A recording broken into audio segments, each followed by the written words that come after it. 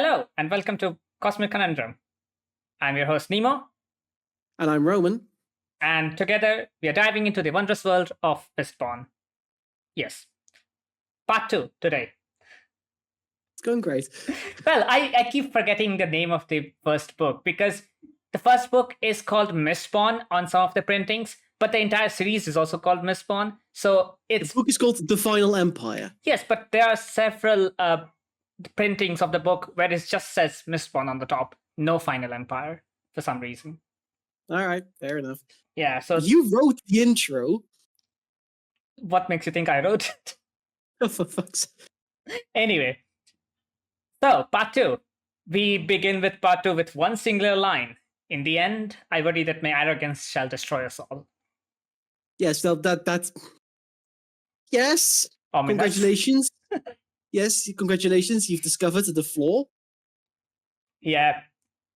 Then, obviously... Also, I worry that my arrogance... No, if your arrogance goes too big, you will destroy us all. I mean, he is the hero of aces, if it's the same person writing it. So, yeah. As we learn from the prophecy, you either win or you lose. Yes, welcome to prophecies. Anyway, chapter 9. We start the chapter with Vin soaring through the night sky and the quiet streets of Felice, reveling in her freedom, which is, for the first time, maybe in her life. Mm-hmm. Yeah, definitely full of like, I can do this, I can do this, I can do this, I can do this. Also showing us she's doing well. Mm-hmm. She's still struggling a little at times, but always still pushing and iron pulling. Yes, she has been learning the four allomantic metals from what we learned from Kelsier later on. And she has become quite adept in her skills over the past few months that it has been since the last part. We see her constantly switch between these metals, and which is quite an incredible feat just to be 2 months or 3 months. Yeah, she knows when to use, when she needs to brace or something, she uses pewter almost instinctively. Yeah.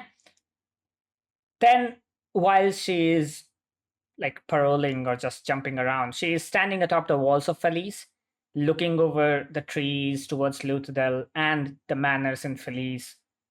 At that exact instant, someone shoots an array of coins at her, which she is able to dodge. Although then she starts following the stranger. Why would you follow a stranger anyway? Because they just shot at you.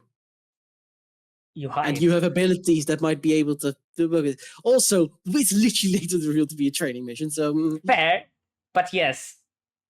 Your first instinct wouldn't be to follow. It would be to, try to find out who it is. It is. If you look back at it, it does reveal it's a training mission because Vin is not the type of person who would... Vin is the person who'd hide in the corner. That is very true, yes. Though we do know that she thinks of the night and the mist as her companion now. Yes. So she's relatively... Sorry, let me correct it. She'd hide in a dark corner. Yes. Anyway, both the stranger and Vin go back and forth for a minute until Vin uses her coin purse as a distraction and then jumps behind the stranger with her glass knives, which is interesting given... I mean, we know allomancers can pull and push on metals, so glass knives make sense. Well, yeah, we saw that in the chapter where Kelsier robbed Venture. He used glass knives, which in a world where metal can be manipulated, it wouldn't make sense to use something else. And is glass the most useful material? No. But I'd argue it's better than wood. You don't have a lot of materials that I don't think a stone sword would help very much. It really depends on what kind of glass it is, how the stone sword is made. True, but I don't think it's more weight. Yes. I think it wouldn't be very useful. Yeah. So, and you're more likely to have a weapon left after a glass weapon breaks than after a stone weapon breaks. Yeah, you have a rock. I mean, it also depends how the glass-making industry is in Luthadel, because I assume it's pretty big. If it's being used for weapons, and I think a lot of Mistings would then use it, and a lot of Mistborns would use it, it would be relatively flourishing compared to other industries. We do know that the noble house, I think, do use a lot of glass, so you'd imagine there is at least a decent industry of glass blowing. Yeah, both of them then push against each other and throw each other away from themselves. Although we learn that Vin gets thrown more because she's of lighter weight. Vin weighs nothing and is about 5 feet tall. Yeah, later on, Kelsier tells her that you should not go against anyone above your weight, which is basically everyone. Yes. Which, it does give a bit of a contrast. It also shows you just how powerful Vin actually is. If she's able to push Kelsey even slightly. Yeah. Which Kelsey later makes note of. We obviously then learn that the stranger is Kelsier, who does tell her in jest that to not throw out her hands when she is trying to push or pull on something. Yes. Which is how we have traditionally seen telekinesis being portrayed in everything. Yeah, so it's nice that it's basically just, it's a mental thing. Yeah, there is no complicated movements going on. Yeah, so she won't have to drop her daggers in order to do something else. But it also makes a lot of sense because that makes a lot more sense that Mistings and Mistborn are able to hide so easily. If you can't see them do anything. Yeah. Again, he does comment on her distraction, the coin purse distraction, and gives her the bent coin that was used to push each other between them. Which is interesting that the coin got bent, like both of their weights pushing against it. It bent and flattened. Yeah, Kelsey has more strength, so it probably bent the way towards Vin, and flattened just indicates just how much force they were putting on it. Yeah, and then Kelsier goes off into the night. Yeah, he just buggers off. Yeah, meanwhile, Vin wonders like why he doesn't take him on raids, which we do know that she's still not trained yet.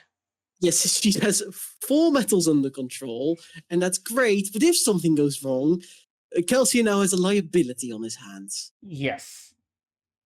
Vin then wonders about her bruises that she'll have and how Stazed wants her to look like a lady. And she is absolutely like seething at this fact because when she does not want to be a noble lady. She's not happy with this. I mean, she does wonder that her low self-confidence will make it harder for her to be a lady. Because yes, well, that makes sense. But it's also something that might just make sense for a noble lady from a random town in a random dominance. But like later on, Caesar does say that even the rural parts of the I'm not saying she wouldn't be trained, but it's more she's still a relative country girl going to the big city in this instance. Yeah. So obviously then she returns back to Manor Renew, or Mansion Renew, I think it's called. And Mansion Renew. And she then wonders about Lord Renew's weakness that Kelsier is not telling her, and what is the flaw that the Inquisitors will discover when they look upon Lord Renew. Again, I'm going with constant elemency. That would make sense. But like, even the other Elementals will be able to guess that, right? Because when you're doing Elemency, unless you're in a copper cloud, you will be noticed by yeah, but it might just be subtle. Yeah, but it might just be subtle enough. That would make sense, yeah. And we do know that Ham and Breeze do know about what this is. Yes, Breeze did guess what it was, which is interesting. So they do know what it is. It's just not something talked about. Anyway, we then meet Sazed, and he has brought a scarce servant called Koshan to cut Vin's hair. And yeah, a servant who Sazed introduces to Vin. Vin already knew the name. Yes, which makes sense. She would like look around and take a notice of all the people who are working here because she is very suspicious of everyone. Yeah, well, Vin literally what it says. It says she want even only to keep tabs on everyone. Mm-hmm. And then Koshan says how Vin's hair has been very unkempt. They have been not cared for at all. Vin does say that she likes to keep it short, but she wonders if Caesar would let her cut it short. Oh yeah, absolutely. I will tell you this. This was not the easiest section to follow in the audiobook because the accent usage is getting rather interesting. It's good accents. It's very good use of accents and dialects, but it does mean it's a little less easy to follow every time. Yeah, I have found out that when you do more accents and more voices, it's a bit harder for. Like, I've been recently reading a fantasy book called Dungeon Crawler Carl, and it has one of the best audiobooks you would ever listen to. But I can't listen to it because it seems like a proper voice production, even though it's just one person, because there are so many different voices and accents being done at times. I just can't listen to it and focus on the words. So I just read it on like my ebook. Anyway, again, Caesar and Vin then talk about Kelsier, and we learn that Kelsier has been going on nightly race to sow chaos between the great houses as they planned, so that they think that this Mistborn killed that one, that Mistborn killed this one, and so happens. Basically just causing chaos, which just feel right where Kelsier wants to be anyway. Yeah. So when Koshan starts to cut Vin's hair, Caesar starts proposing a new religion to Vin again. This is Trilogism. A very interesting religion. Those who consider darkness their friend, which is what Vin also does. Yeah, that's a very cool religion, just as a minor thing. Because the religion, like all the religions, are extinct. Yes. This is a very interesting concept because in most religions that we have learned about, that we have talked about, night is something to be feared of. Like, example, like Greek mythology, Nyx. So feared, she is the mother of all that is basically bad emotions and everything. Yeah, it's one of those things that most cultures would go with, the sun is our friend. It's there all the time. Also because the sun is what helps to see, first of all, then to grow crops and amongst other things. But if you live in the far north where sun is very not present during winters and present throughout the day during summers, there will be a stark contrast between how the sun versus the night is viewed, which makes sense. It's quite an interesting religion, and we learn about how the state ministry has basically like killed all these religions. What Stacey says is the Nelazan were not an advanced people, which to me just is a way of going with they were hunter-gatherers, therefore they had no agriculture, therefore they did not have the importance of the sun as much. Yeah, I mean, usually when religion arises, it arises from some form of animism, like your Shinto. But your Shinto obviously they had contact with other peoples. They had contact with other peoples even as hunter-gatherers. So that some things would have bled through, even through rudimentary trade. For all we know, they were just hunter-gathering and just went, the night is the best time. Yeah, I mean, it's like how in Middle Earth, how the elves considered Varda their friend because she laid out the stars in the sky for them to follow to Aman. So it's similarly here where they consider the night their friends and I mean, I don't think this is.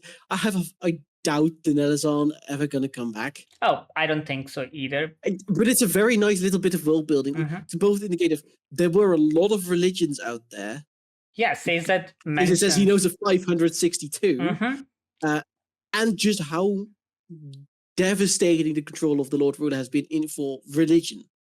Yeah, belief system in general, as we learn later on, that those who did not accept Lord Ruler as their god, from the next chapter we know that Jaists, they didn't accept Lord Ruler as their god, so Steel Ministry basically wiped them out.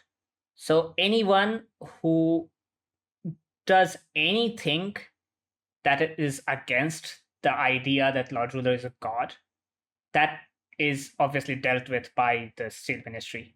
Yeah.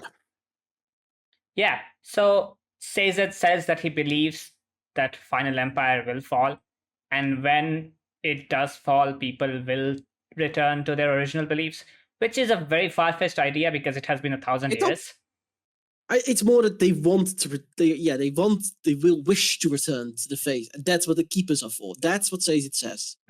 Like, So it's not that they'll miraculously remember the faith they had 800 years ago. It's no, they'll have some leftover folktale between Scar, and the keepers are there to tell them about that. Yes.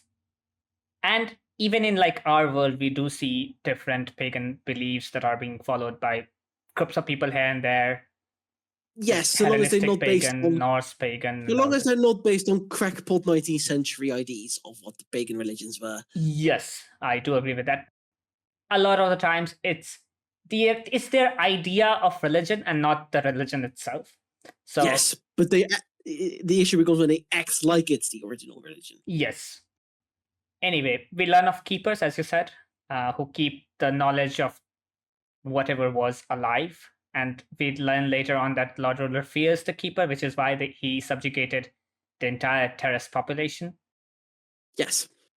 And then we just go with, you know what? Well, you're stuck anyway. Let's do a recap of what you've learned so far. It's also good for us, to give us like a background. We need to learn these things. We need to learn these things, but it's fun. And then we get the 10 great houses. And I note there are 2 different types of because there's 3 with English names. And 7 with distinctly non-English names. So you have Venture, which is Hasting. Yes, Hasting, which is English. And Hot. And Hot, yes, which is also English. And the rest, Ilariel, Tekiel, Lakal, Ericala, Erikel, Bane, and Buvadas are very much not English. Yeah, which makes sense. They would as we learned, houses come from different parts of the world and try to settle themselves in Lutherdale.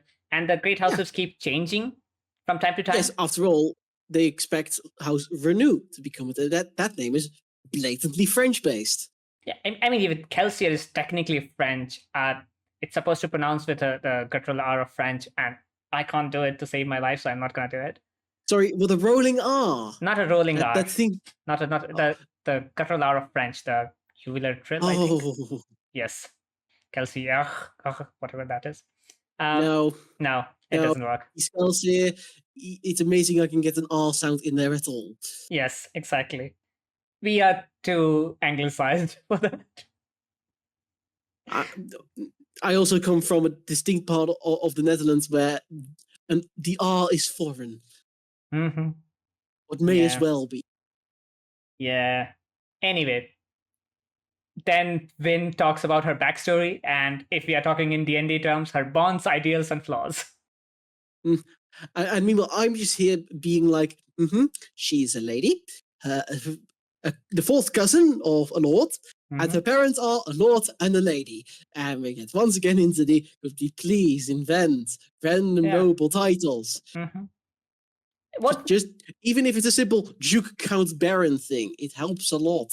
What would you call the children of a baron? What would they be called? I'm not really familiar with Baron, I think, is the honorable. If you're the child of an earl and up, I think you're lord or lady. I do remember that, I think, yeah. So if you're the child of a duke, you'd be introduced as the Lord Michael of whatever. Or something like that, like Lord Michael, Wellesley, who happens to be the 3rd son of the Duke of Wellington, that kind of thing. Yeah. And then you get into the weird thing, it's just courtesy titles, which is a whole different business. Yeah, I don't think we are going to get into courtesy titles in this book. No. They're all lords and ladies and ranks. What are those? I mean, we have ranks. They are just not named properly. We have great houses, we have lesser houses. There's no division of specific terms between them. Anyway. No, but it would help if the great houses at least had something. Oh, the duke of this house. It would help a little bit with. Like, if everyone lives in the same city, would they be dukes? Do they have their own duchies somewhere? You don't have to be. You can be a duke of a tiny little area. It doesn't matter. There's a Duke of Westminster. Don't think Westminster is that big a part of the world. That is fair. Yeah, so they are talking about this. Win and Caesar talk about how Win will stand out when she goes into these things, and Caesar says that you will stand out, but you'll have to be dismissed after you are caught notice of. Yeah, basically, be interesting for one night.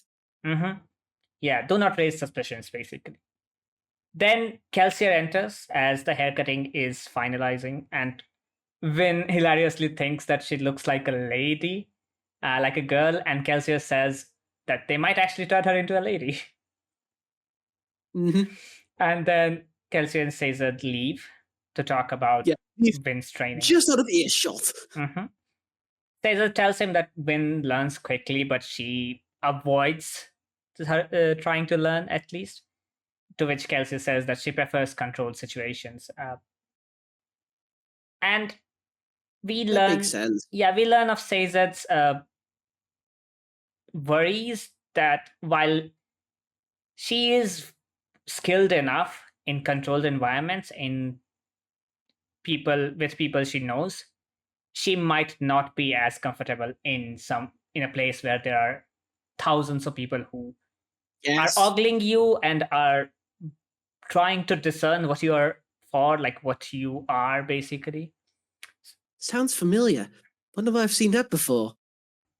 Then Kelsier says that Caesar will accompany her everywhere, and that he will be her steward and her guardian when she goes to these like formal dinners or parties or whatever. And Caesar said that he will protect Win with her life, to which Kelsier says that he does not think anyone, even Allomancer, would fare well against a keeper, which is quite interesting because we learn later on that keepers are not Allomancers. No. And they are definitely powerful, incredibly powerful, let's put it that way. Mm-hmm. Wonder how, in what way, are they more like, especially with the epigraph thing, are they more like traditional sorcerers? Yes, we'll get to the epigraph. I think it's the next epigraph, chapter 10. Yeah, because it's the one of chapter 10. Mm-hmm. But I do like what we get here is basically just like, oh yeah, we have Finn's powerful. Yeah. And Kelsey doesn't quite understand it. Yeah, I like that because it's like Kelsey was like, oh, she's definitely skilled and she's definitely a Mistborn, but he wasn't expecting her to be this quick on the uptake. Yeah, Kelsey thought that the variation between different Allomancers and their powers is very little, but then comes along Win, who learns extremely quickly and masters. And is clearly powerful and clearly able to do things that should not be possible to some extent. Mm-hmm. Anyway, finally we learn that Lord Venture is holding a ball at the end of the week, which is... Yes. Win will be attending it and we'll see how it goes. Yes, and then kneeling, I'm like, uh-oh. Poor Vin. Yeah, she's very out of her element. This bit combined with the end of next chapter is going to make, this is not going to be Vin's week, is it? No. Anyway, in the epigraph, the author is amazed at the unity displayed by the nations of humans against whatever this threat is, which presumably is the deepness that was talked about in the previous epigraphs. Yes, it's like, it's great that everyone's cooperating, but could it have been under, normal circumstances? Yeah. I mean, everyone likes to preserve themselves, so they'll definitely cooperate in situations where their preservation is under threat. When it is not under threat, as we learn even in this epigraph, that there are people who are not participating in this, who are just fighting amongst themselves, who are not understanding the severity of this threat. Yes. It keeps happening. Basically, the world's clearly falling into this, just a little bit of chaos. Mm-hmm. Yeah. Anyway, chapter 10. Chapter 10. I think I like this chapter. We'll talk about some of the things in this chapter that are being talked about. There was more ethics and philosophy than I was expecting in this chapter. Do you agree with everything that was said in this chapter? He's taking a view. Let me put it this way: the view is very, I have this power and I think this way. I have a power and I'm trying to justify it.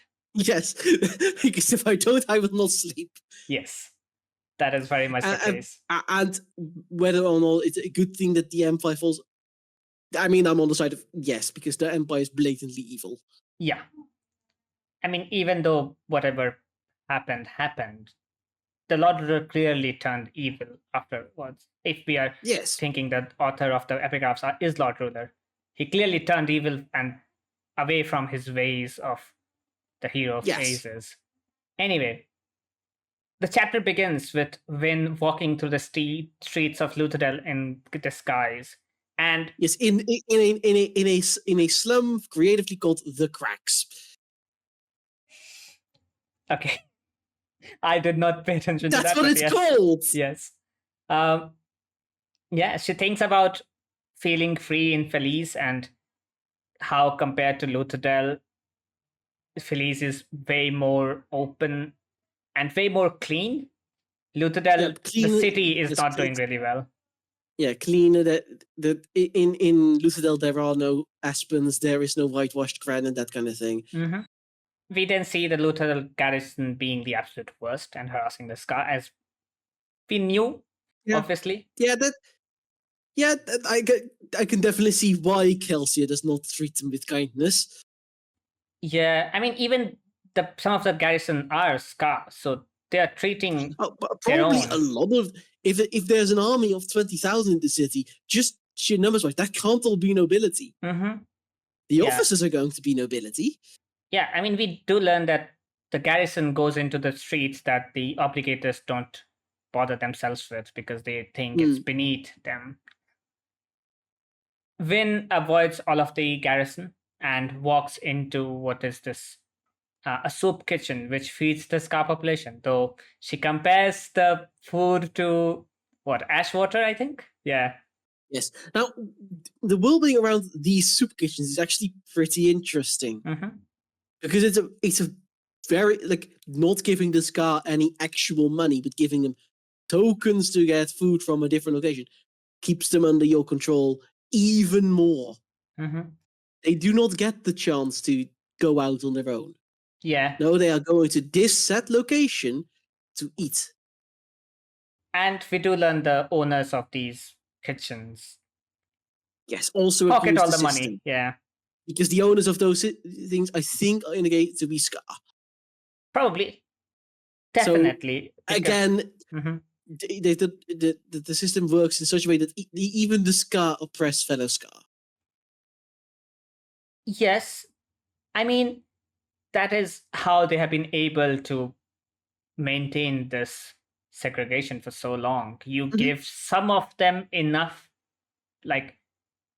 crumbs to live on so that they will be able to support you and your designs while they are oppressing and helping you oppress their other their brethren. Yes.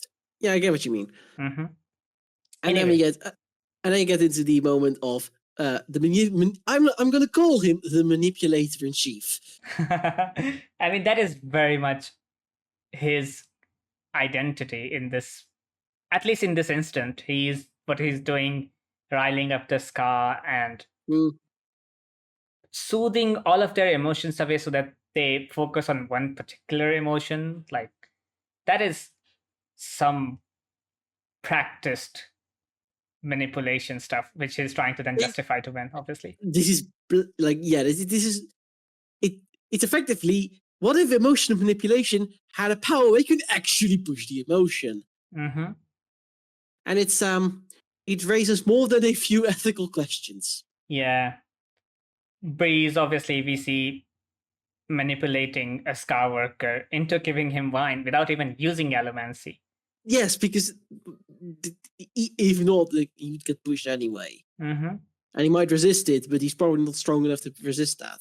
Yeah, and that is exactly where my grievances with his ideology of every there isn't. social interaction being a manipulation comes from.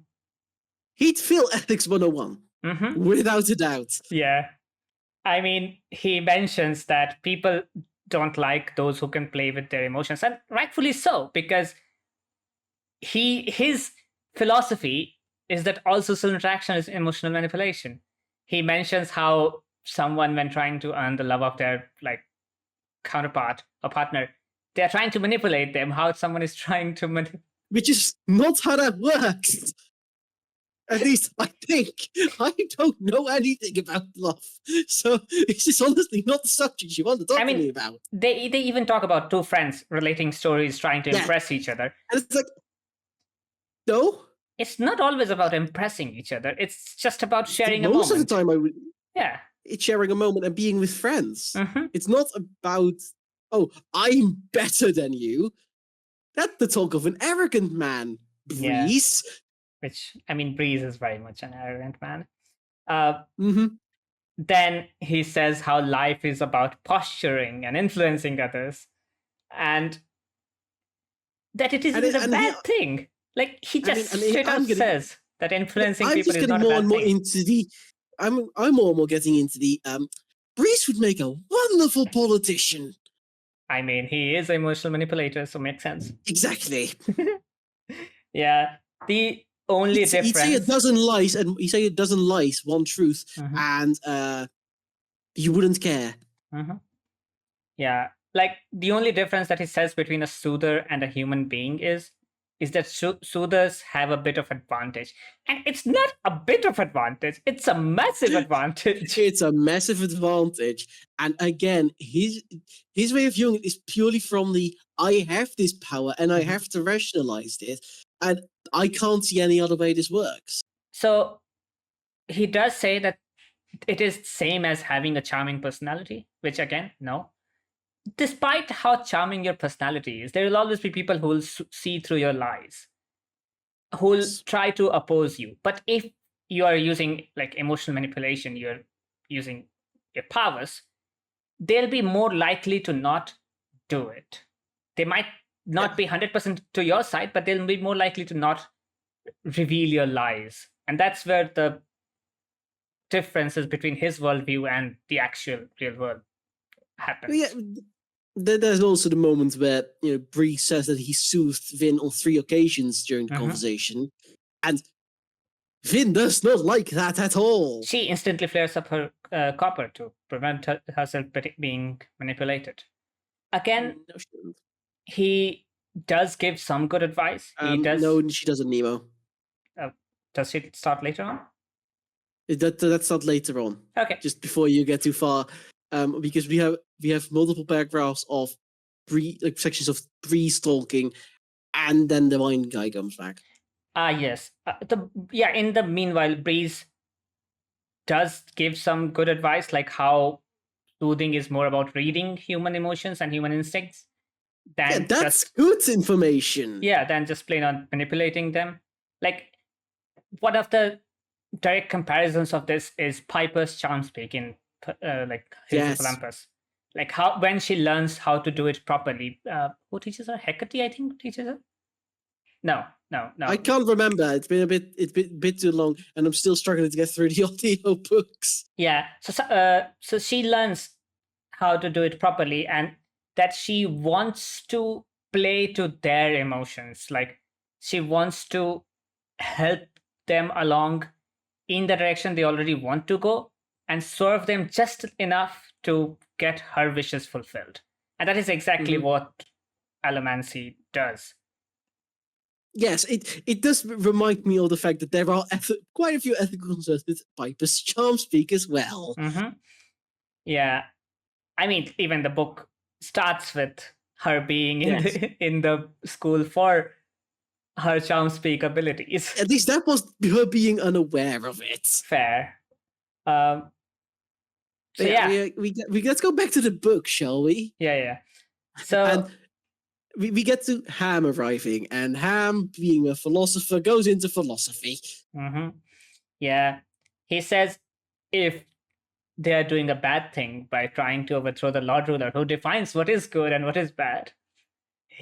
He's a god, so going against a god is immoral directly. And Vin says she does not care. Yes, I love the fact that Vin is like, does it matter? Which is a very good way of pulling the rug from under a philosopher. Yeah, I mean, Vin does say that they have been oppressing the Scar for centuries. So even though Lord Ruler might define what is good and what is moral, it does not make what he does moral. No. So, in fact, I would even argue, does that make his actions not more immoral? Exactly. So they keep talking about it until Kelsier comes, and Ham goes out to keep a watch. Kelsier, yes, you can definitely like feel like Breeze is probably a little relieved to get to do something he actually likes doing and not have to listen to Ham go on for 50 years. Yeah, he again says to Vin to bring the chairs, and Vin wonders if she was manipulated, but then brings the chair anyway, seeing his confidence.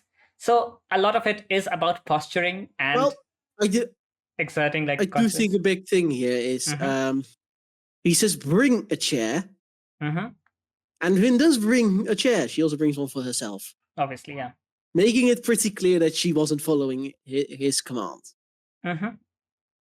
Yeah, but his self-confidence does make her wonder if she's being manipulated, even though she's not. Well, no, but at that point she has turned her copper on. Yeah. So he can't outright manipulate her anymore. Yeah, then Vin sees Kelsier making his entrance, and she thought it would be a grand entrance, but it is very much not. He's trying to blend into the Scar. And yes, biggest thing separating him from the other Scar is he's clean. Yeah, like he makes them think that he's a part of them. Although at every other moment we have seen Kelsier trying to stand out by wearing nobility scarves and like smiling and being jovial and not trying to like blend in as a Scar. Here he's very much trying to blend in, obviously to give this like impression that he's a part of them and he is working for their own good. Then obviously he begins his speech, and Breeze teaches Vin how he is manipulating the Scar by bringing different colored servers and how his soothers are. And here we get the thing of like, this isn't basically just. This is why I'm saying he would be a terrifying politician to face, because it's not just him; it's his crew. He's using different colored servers to indicate to his crew what emotions to rile up and what emotions to soothe at any given point. And he does say that both soothing and rioting do the same thing. It's just the soothers will soothe all the other emotions away, leaving that one emotion intact, or the writer will riot up that one particular emotion, which is quite interesting. That they're not really opposites of each other. Kelsier, no, they both do the same thing in a different way. Yes. Kelsier then continues to talk about the situation of the Scar and how the nobility oppresses them. He tells them about the millions who suffer just like them and encourages them to join the rebellion. That's basically his speech. Someone obviously then tries to interject and say that the Lord Ruler will kill Kelsier if he finds out. And Kelsier mentions that the Lord Ruler tried, but he failed, which is such a power move. And then he just walks out. Yeah. Which is such a power move, like at the end. And here we see one big thing. That is the difference between someone who's using outright manipulation and someone who has charisma. Yeah. Anyway. Breeze then keeps on manipulating when Yaden is giving a speech. Different emotions like curiosity, thoughtfulness, amazement, and others. Yes, and also helping poor Yaden. Yeah. Yaden then obviously encourages him to join rebellion, that they need them, that they'd be better fed, better paid, and everything if they join the rebellion. Vin is very amazed at how subtle the breeze's pushes are.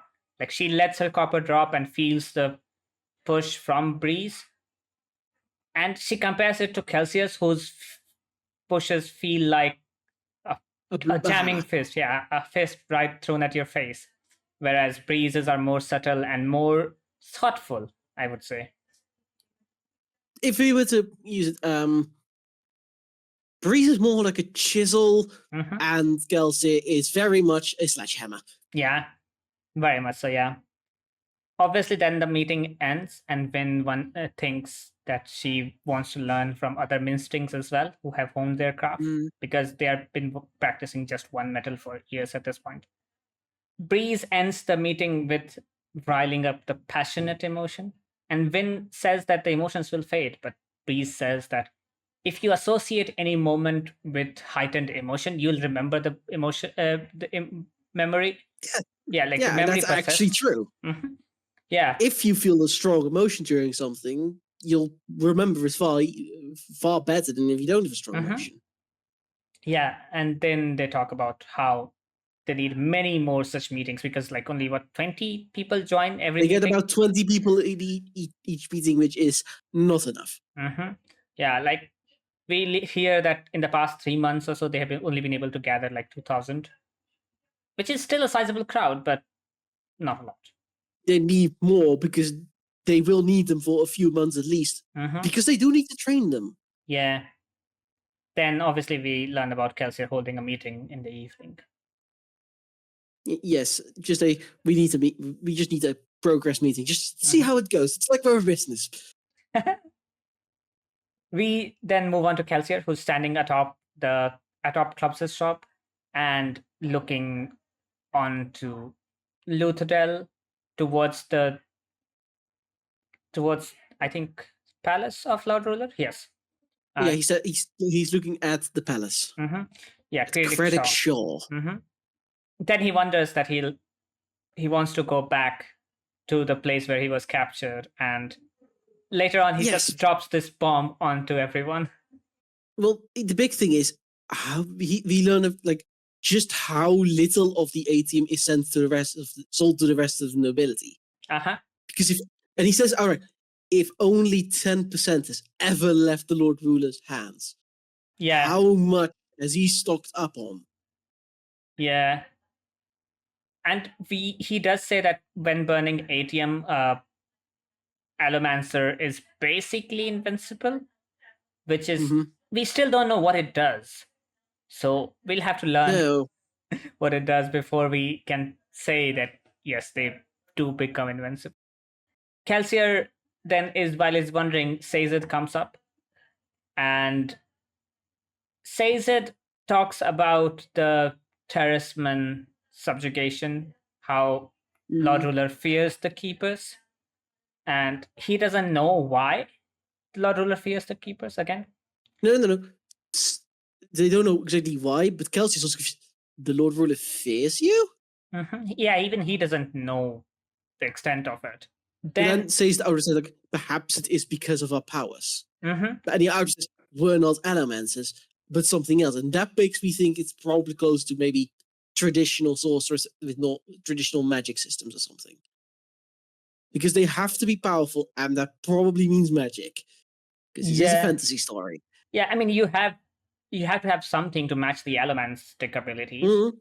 And we know Lord Ruler is at least very capable Allomancer, if not something more. Yes. Then obviously, we learn about Jaism. Yeah, he tells about Jaism and how the people refused to bend to the Lord Ruler's will, and so they were eliminated completely.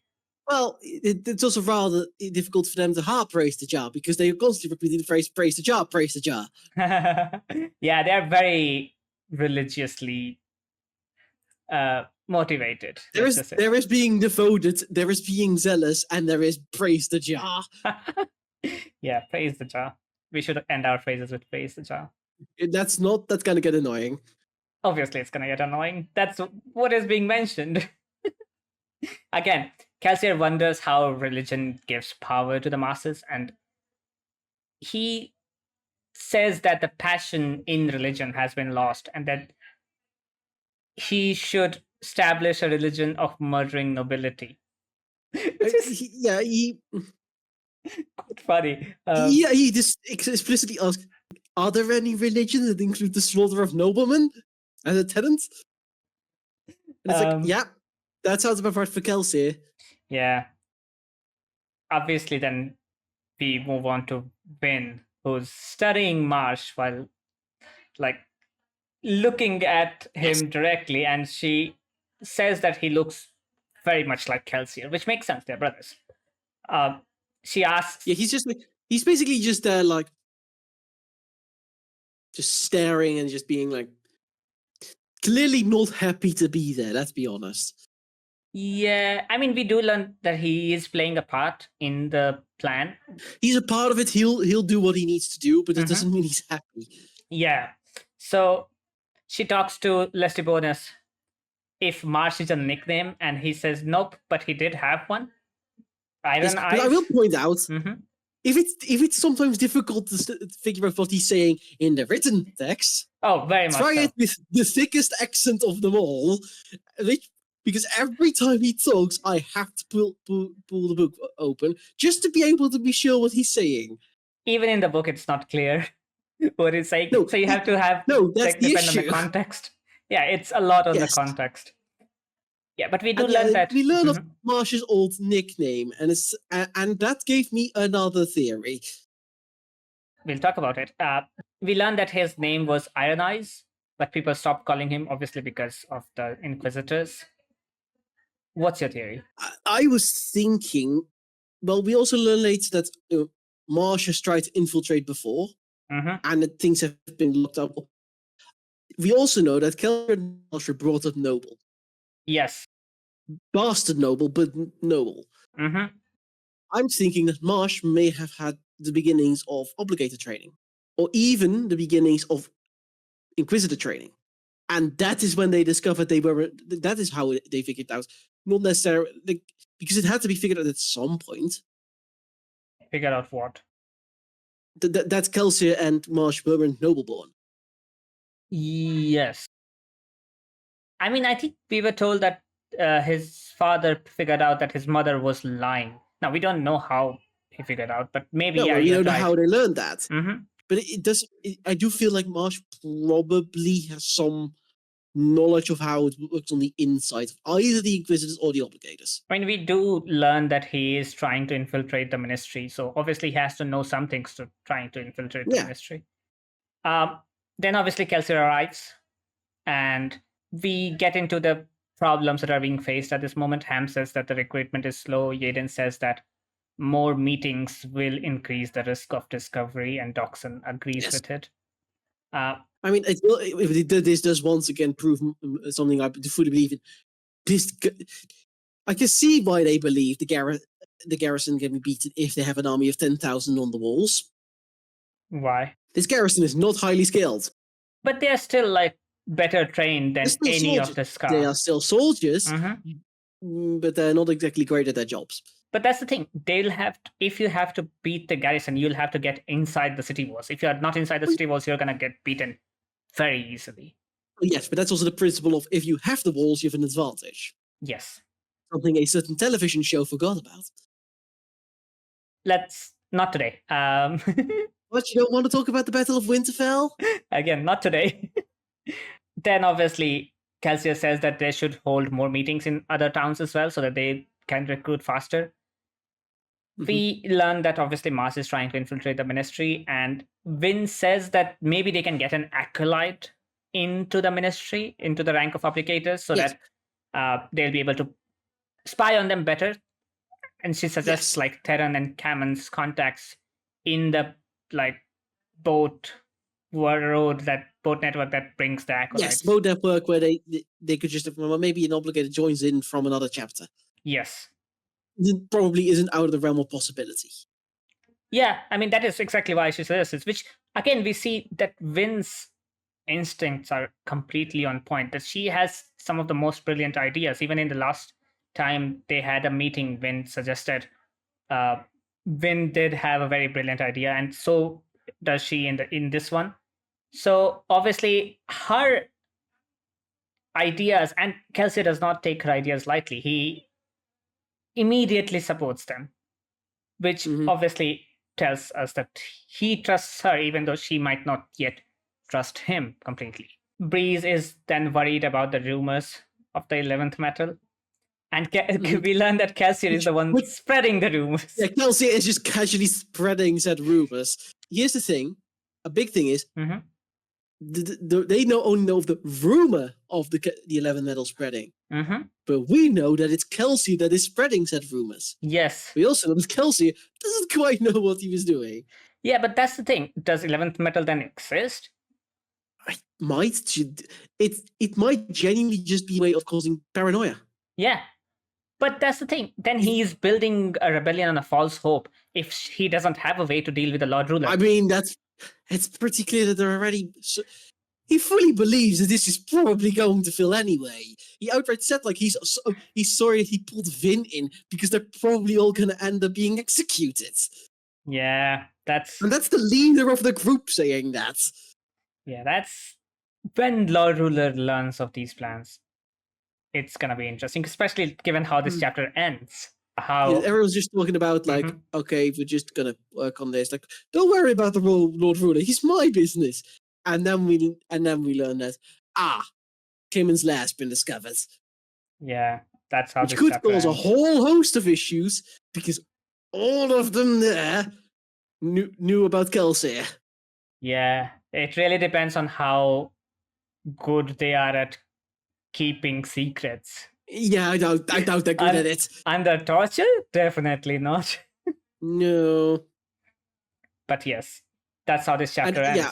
And in the epigraph, the author says that the Rashek represents a growing faction in Terrisman who think that their power should be dedicated to more than just menial jobs.